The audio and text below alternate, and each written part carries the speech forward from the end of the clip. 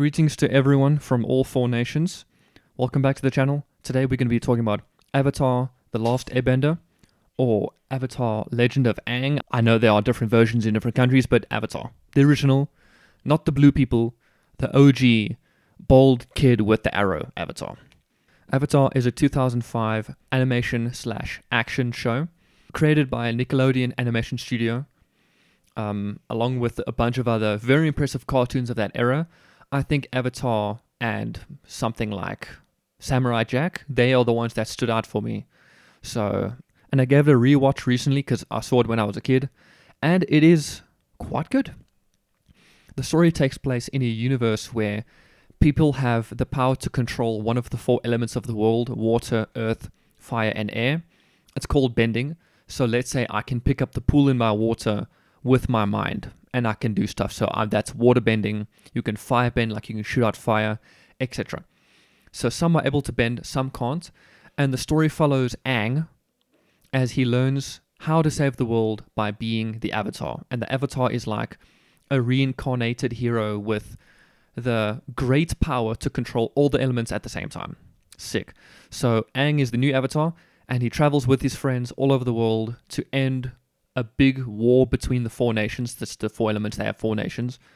And it takes all 3 seasons to do so. First off, the villain is awesome. We see a powerful and ruthless villain, the Fire Lord, who threatens everyone throughout the entire show.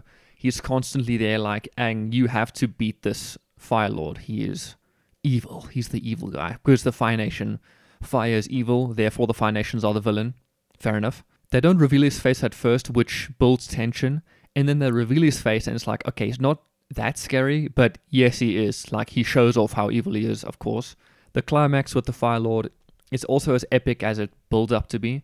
And it shows how powerful he is. Oh shit, how are we going to take this guy down?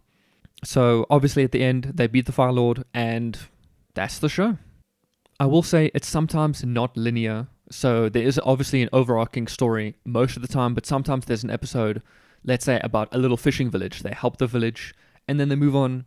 Nothing moves the plot forward about them traveling in. It's just a little stop on their adventure and of their travels. So these are basically filler episodes, but overall it's pretty linear, and it's a good watch. The animation is amazing. The fight scenes are exciting, and the movement is super fluid. Like, they have a bunch of martial art moves, and they do flips and all sorts of stuff. It's some of the best American animation in that time. I know Japan anime is obviously the king of animation right now. The voice acting is really good. All around great performances from everyone. I also looked up the voice actors, and they all have done something after this, so it's good that they are going into other projects like other shows and other movies and stuff, but mostly all experienced voice actors. The editing is great too. I'll get to the music now, but the sound effects feel realistic. Like, imagine a wind punch or fire punch. It sounds like how you would expect. It is really impressive. The music is cool too. So there are themes for each character. Let's say the Avatar main intro theme is for Aang. And then Azula, which is also another villain, she gets her own little sting, which is awesome. It's so cool. And like, Iroh gets his own little flute thing. Everyone is so memorable, you know? Speaking of, the characters are colorful and they're well written. Everyone has their own trauma from the war and motivations as to why they want to help Aang or kill him. Both the heroes and the villains are really cool, and everyone gets their own arcs in some way. So someone like Sokka, who is just there for comic relief, he gets his own episode. It's so cool. Everyone gets a light sometimes. It's really cool. So with that being said, I give this movie a 10 out of 10. This is supposed to be a kid show, and there are times that you can see it's a kid show, obviously, but the topics are darker than other cartoons, so it's a good watch for adults too. If you're a kid, then obviously it's perfect for you. This blew up when it came out, so you've probably seen it, but if you haven't, I'd recommend it. It's pretty fun. Like, the premise itself of bending the elements is interesting to get you started, and then it's like, these characters are interesting, let's follow them. It's cool. It's a good watch. I'd say it's in the same league as Samurai Jack, but I need to rewatch that and see how good that was, because that was amazing. Yeah, the only thing I can say about Avatar is that it didn't spawn good spin-offs. I know some shows or movies that do well, they have a bunch of spin-offs because Nickelodeon likes to, I'd say, milk as many characters as they can, like SpongeBob never dies, for example.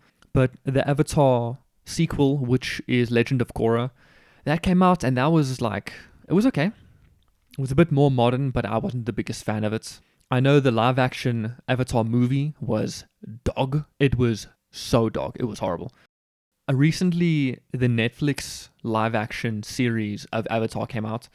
That is apparently very good. And I'm not going to watch it yet because, you know, these series, they have one season and then it takes 2 years for the next one to come out. I'm not watching it right now. I'll watch it later. If there's going to be such big gaps between, and knowing Netflix, they might just cancel it out of nowhere, I'm not watching it right now. Long story short. But if enough people are interested, for sure, I will come out with a review soon. Then you'll see it. So far, I've liked viewer requests, so I have a good feeling about this. Sorry for my rambling. I always ramble. Yeah, see you guys in the next one.